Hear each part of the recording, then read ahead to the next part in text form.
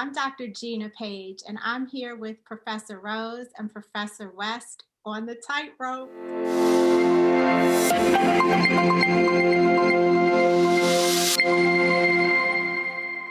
My dear brother Skip Gates has been after me for almost 20 years to get my genealogical roots in place, put it on TV and all that. I said, no, brother, that's not my thing.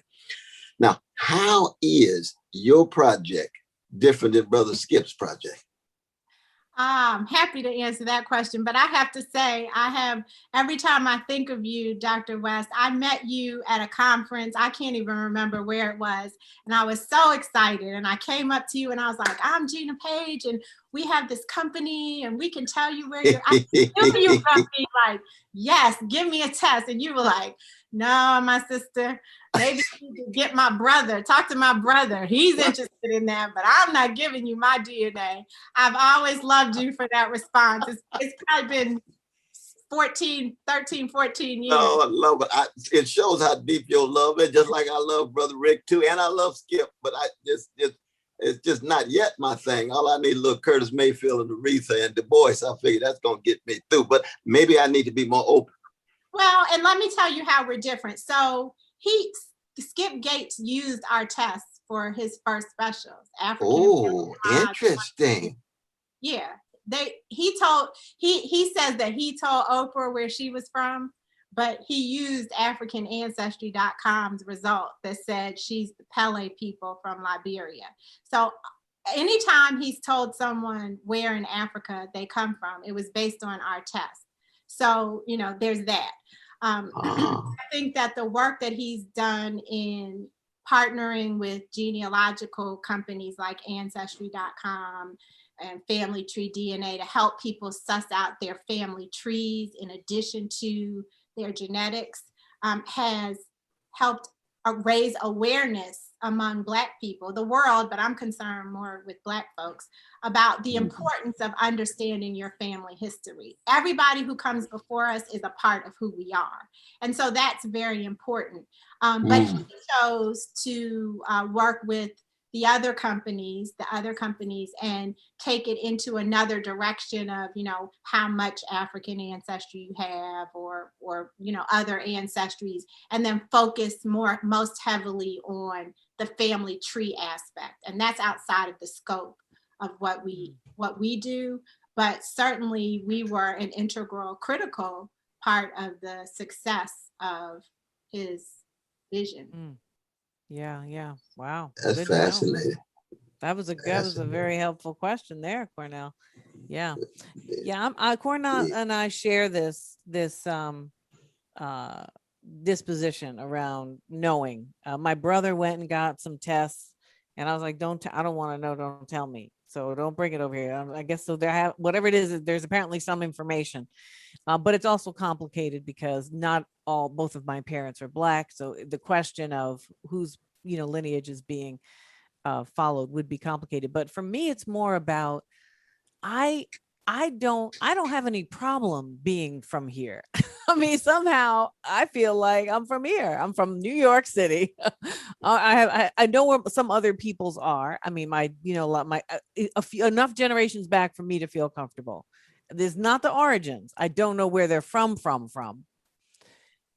But I'm beginning to think maybe that display, like my response is related to that lack of information, that it was a strategy. So maybe I'll call you up. Maybe I'll take it. I don't know though.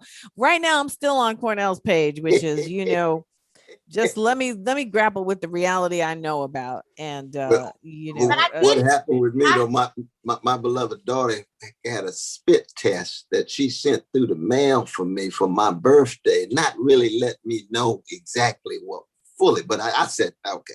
And then we got the results back and I looked back and they said I was from all these different African countries. And it's no doubt I had a moment. I said, I knew I had a connection with those folk there in Nigeria and so forth. So that it's not that it's completely alien to me. It's just that I wasn't on fire for it. It's hard for me to do things I'm not on fire for. But I did it because of her, because I'm on fire for her. My daughter and everything. So I would tell people to make sure they follow through on what you and Brother Rick are doing in African Ancestry. Right. It can be empowering and enabling in a mighty, mighty way. And that even if I'm on the caboose, I'm still going to be on the train sooner or later, because it's a love train. You know, y'all loving the people. You're loving the people. This is the way you show your love. It's definitely a love train. And one of the things I'd like to point out, you brought up, Professor Rose, the idea that with the BRCA gene, the reference data set was all European. And that's what they compared you to. And when you use these other companies that are not AfricanAncestry.com, they're using a reference data set of Africans that is fewer than 2,000 people. So based on fewer than 2,000 Africans, they're telling you that you're some percentage from Nigeria region, some percentage from a region called Cameroon/Congo/Southern Bantu, some region called Ivory Coast/Ghana. And when you are a Black person, you get all of the West African regions.